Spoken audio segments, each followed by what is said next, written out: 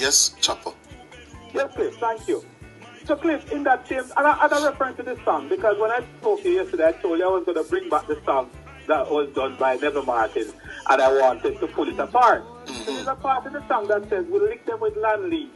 Yes. And what that really says is that the whole land lease idea would have been something initiated and implemented by the PNP. And I'm saying that there's no such thing because the first land lease program was implemented under Edward Seaga. Right? The first land lease deal was in Hanover, where Edward Seaga purchased some 6,000 acres of sugar land and leased it out to people. That's where the land lease started, you know. And what year was that? That was in 1967. Right? Okay. It was called, as a matter of fact, it's in the Cleaner Archives, you know, if I'm not making the story up. It says the program was developed in 1969 and was originally called the Land Utilization Act. Edward Seaga put that in. Okay. So when the PNP have that in a song to say, we lick them with land lease, that to me was distorting the fact.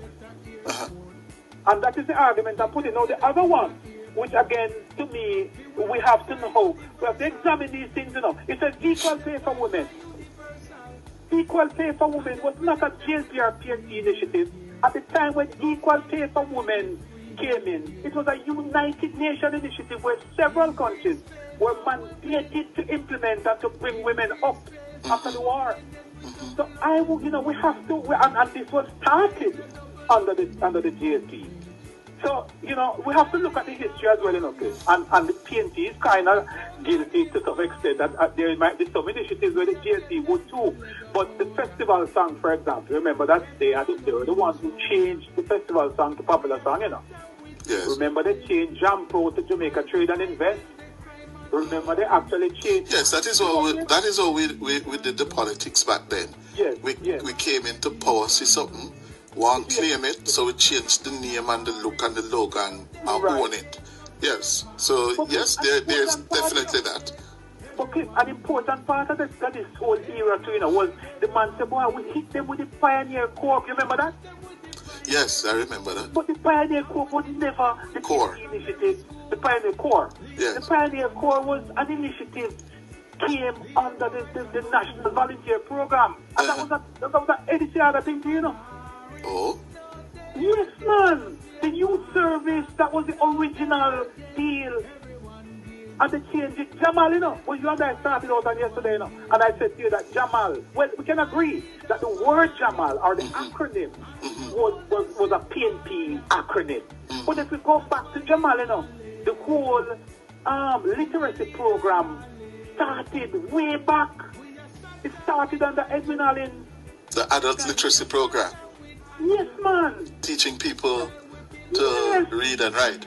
Yes, it started way back. It was, a matter of fact, it was the adult literacy program. And then the PNP in 1971 changed it to Adult Literacy Board in 72. And then they changed it subsequently to Jamal in 74.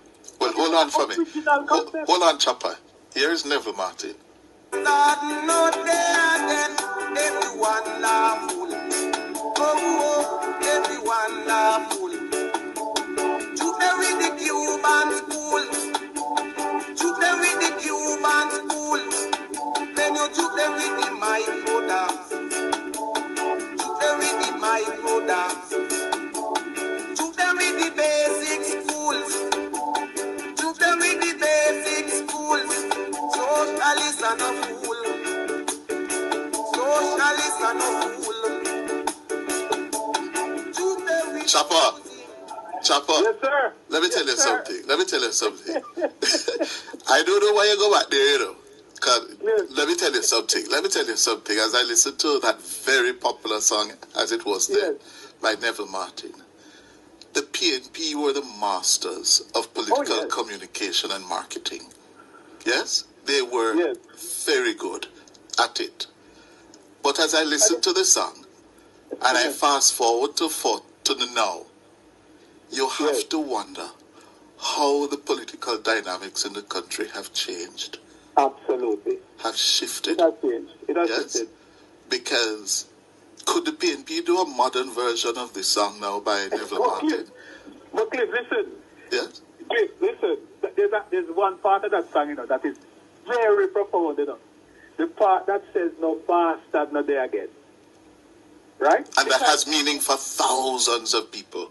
Yes, but Jamaicans on a whole, I believe that you ask, 90% of Jamaicans believe that that particular initiative and act was implemented by the PNP. It's not so. The bastard act was passed before that. Before the Manley administration of 72, 80? It was passed before. When was that passed? All right, so that particular act. You know, producer, Google that for me, no? Find that for me, because what you're putting on the table, and I'm sure some of the more senior comrades listening could call us to say. The act was passed in 1969, November 5th. The Gleaner have it. November 5th. Check that for me, Christian. 69. And this was under Busterman.